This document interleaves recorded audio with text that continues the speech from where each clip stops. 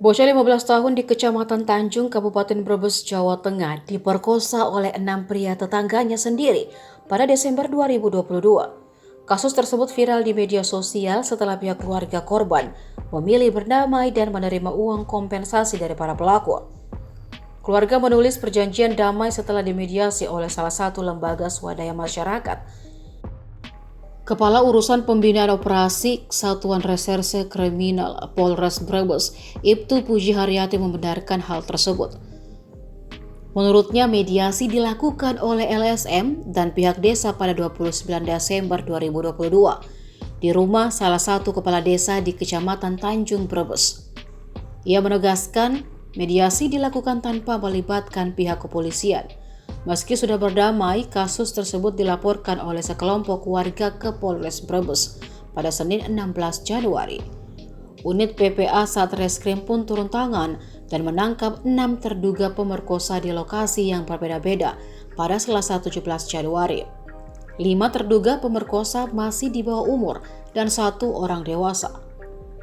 Belakangan terungkap bahwa keluarga pelaku diminta menyediakan uang 200 juta rupiah oleh oknum LSM. Hal tersebut diungkapkan Karyoto, salah satu orang tua tersangka. Ia mengatakan uang 200 juta rupiah diminta saat malam mediasi. Namun setelah tawar-menawar, disepakati keluarga para pelaku menyediakan uang 70 juta rupiah. Setelah sepakat, Karyoto dan keluarga tersangka lainnya berusaha mengumpulkan uang hingga harus berutang ke tetangga. Namun yang terkumpul hanya 62 juta rupiah. Karyoto mengungkapkan awalnya oknum LSM itu meminta uang dengan alasan sebagai kompensasi perjanjian damai dengan korban. Orang tua pelaku lainnya, Surpi, mengaku bersama suaminya patungan hingga 13 juta rupiah untuk kompensasi ke keluarga korban. Menurutnya ada juga yang dibebankan kompensasi 18,4 juta rupiah karena 2 anaknya yang kembar ikut terlibat. Sementara keluarga lain menyerahkan uang 5 juta rupiah. Mereka melakukan hal tersebut agar sang anak tak dilaporkan ke polisi.